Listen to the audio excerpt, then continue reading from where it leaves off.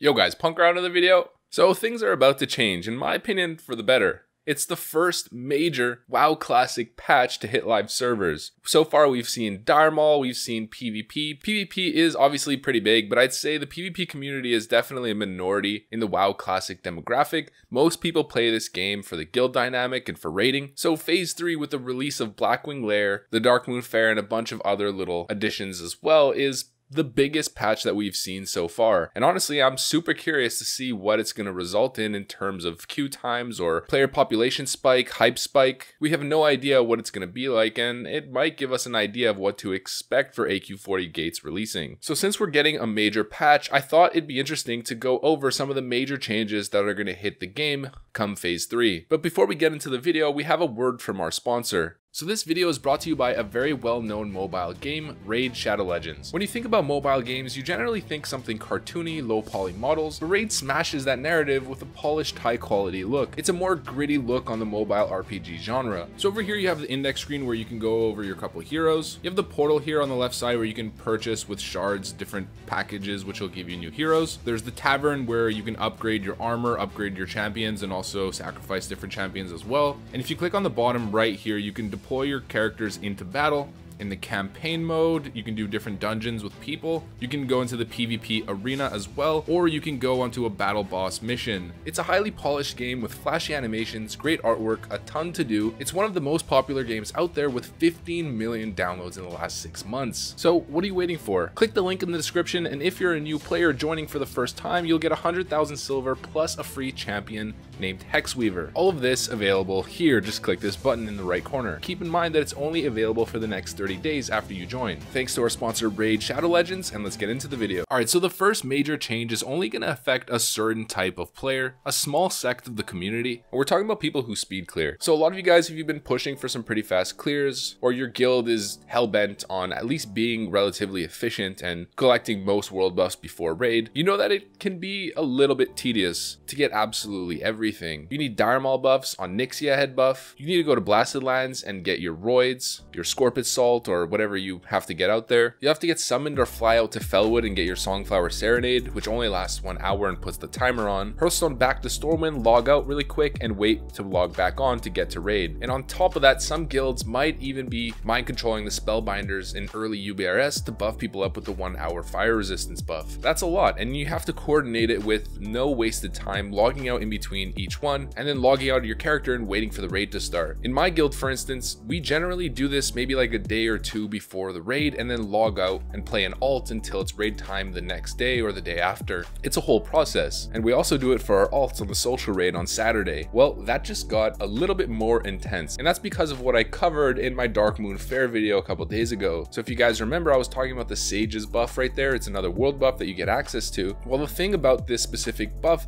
is that it doesn't have 100% chance to proc the 10% full value of the world buff, and it's on a cooldown. This means you might keep doing it over and over again, waiting for the cooldown to reset to get the world buff again, and never proc up to 10%. You might not even proc above 5%. This means on top of all of the world buffs that you have to collect every week during the Darkmoon Faire, you're gonna have to prepare a couple days in advance of raid time to continuously get a new Sages buff from the Darkmoon Faire over and over again until you proc at least 8 to 10%. Once you've secured that, then it's time to get on naxx head, get summoned out to Fellwood, get Songflower Serenade, and then go to UBRS and get your fire resistance buff, go back to Stormwind, log off, and hopefully have, you know, at least 50 minutes left on your 1 hour buffs in Songflower and the UBRS one. And that's not even including the War Chief buff that you could potentially get by getting mind controlled on Horde side in the Barrens. So it's a lot to begin with, and now it just got a little bit more difficult. So if you plan on competing with some of the top guilds out there, you have to do it because they're going to be doing it. And if you don't, you're at a distinct disadvantage. The next major change again is connected towards raiding, except this time we're going to talk about raid times. So for the last 4 months of Classic, you've had 1 raid day most likely, and probably not even a full raid day at that. So most of you guys probably know, especially in vanilla, usually guilds will have 2 days of the week, sometimes 3 depending on how hardcore they are,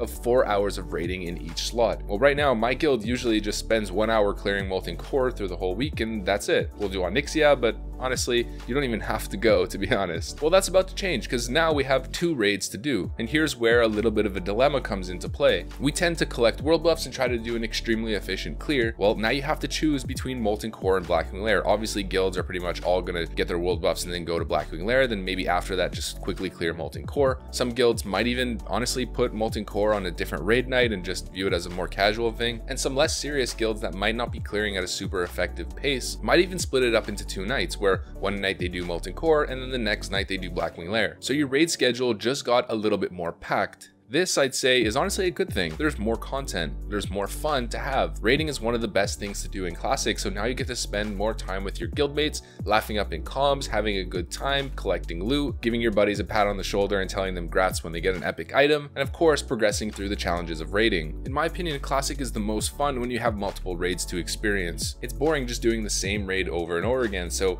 having to switch it up and decide maybe what character you want to bring to what raid. Like, for instance, my hunter is probably not going to be going to Molten Core anymore. I'll do Blackwing Lair and then I'll probably bring my rogue to the Molten Core run. I have a warrior that I'm leveling up as well, and I'll definitely be substituting him in as well. So like I said, your raid schedule is about to get a little bit more packed, and it's going to continue to get even more packed throughout the phase releases. More raids and also more loot. And keeping on that same line, that's what I want to talk about for the next point. The next one that I'm talking about, the next major change with phase 3, is insane power spikes. And this is not to be underestimated. So from pre-raid gear to Molten Core, I guess even like full best in slot, or just Molten Core gear in general, the difference is relatively marginal. Of course, it depends what class you're playing, but for the most part, the DPS that you're able to pull in a full blue set compared to what you're able to pull once you have Molten Core gear is not that big of a difference. Molten Core gear is a little bit lackluster until later on. With Ragnaros, Major Doma has some good items. You know, there's some good items sporadically spread out. Well, Blackwing Lair is a completely different ballgame. You guys have seen the videos that I've made over the last couple weeks covering everything that you can get in Blackwing Lair, and the difference is absolutely massive. People are about to hit some serious power spikes. Logs and parses are about to skyrocket. You might be 99th percentile right now. Well,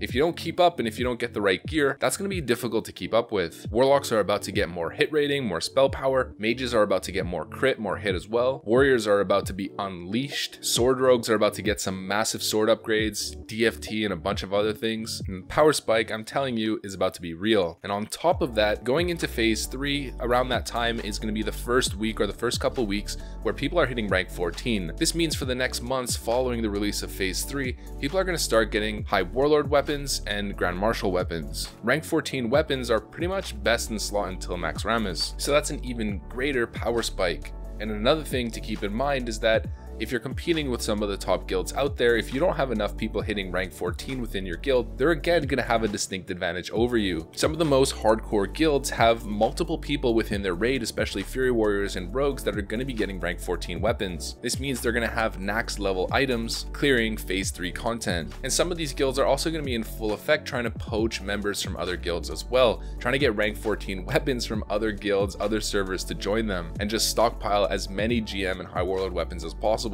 So phase 3, there's a massive power spike unlike you've ever seen, and get ready for it. I know for the most part people say power spike is attributed to AQ40 and naxx, but there's a lot of AQ40 naxx equivalent items in BWL and rank 14. Okay, so this next one is more related obviously to PvP players, but Blackrock Mountain you know as probably one of the deadliest zones out there in all of Azeroth. Okay, not one of the deadliest zones, the deadliest zone. It's very often where I try to make my way to Blackrock Mountain, BRD let's say, and I die maybe like 6 or 7 times just trying to get through. There's Horde from the Thorium Point flight point all the way down the path, at the gate, on the chain, in front of BRM, in front of PRD. They're just everywhere. Well, it's about to get much worse. And I know a lot of you guys are pretty sad to hear that, but that's just the reality of the situation. You are not to travel to Blackrock Mountain unaccompanied, at least if you're an Alliance player.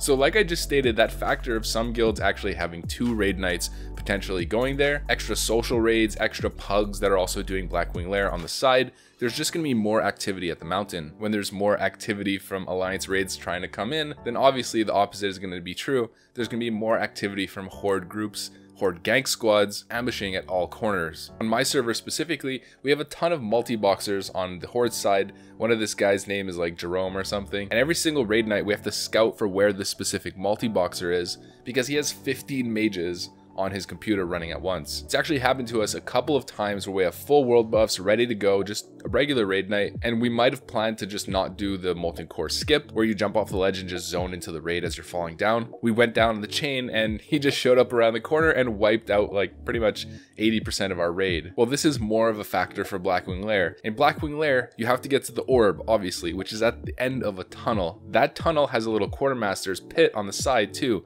You could have multi-boxers hiding there, gang squads, whatever. You might want to track humanoids and see where they are. You have to go in 40, maybe 80 strong with 2 raid groups at once. If you plan on making it to the orb, clicking everybody in, and that's another factor as well. You don't just go into the portal. Everyone's gonna have to go click the orb. They can be slow. They might get caught behind and get annihilated by a multi-boxer. So it's just gonna be a lot more difficult to get to Blackwing Lair than it was for Molten Core, considering you can't do the skip. But what a lot of guilds are actually gonna be doing is going into UBRS instead. They're gonna zone 10 people into UBRS at a time, go through the raid portal at the top of Ren's room, and just cycle their raid through there. It's kind of awkward. It's not ideal. So keep in mind on Tuesdays when things reset, that orb for Blackwing Lair is going to be very difficult to get to if you play on a horde dominated server and your alliance. All right, so these last two I'm going to cover really quickly because I kind of alluded to them in a previous video. The first one is that people are going to start doing specific dungeon runs once again. So we have darkmoon card decks that have entered the game. This means people are going to be farming them, obviously. So UBRS, which you might have not seen too many people doing nowadays, Scholomance as well, or jump runs as well from DM East. Most people are level 60, they have all the gear that they need, they don't really go back to dungeons. Well, now that you can get the ace of the deck from some of the bosses in a lot of those dungeons, people are going to be doing them like crazy, especially UBRS, since the beast deck drops off the beast in there. So if you have an alt character and you've been struggling to get UBRS runs, Scholar runs for Dark Master Gandling, well, now's the time to really jump in and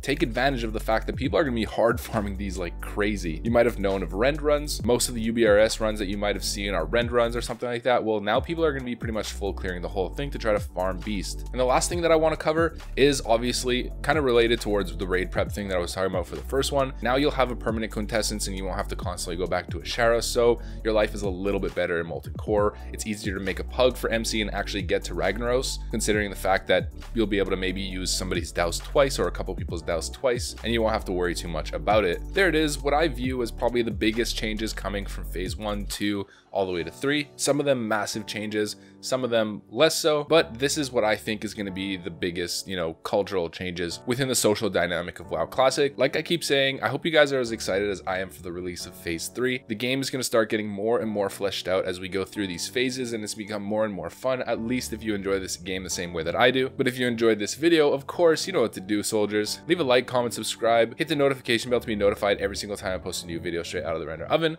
And with that said, thanks for watching, and I'll see you on the next one. Peace.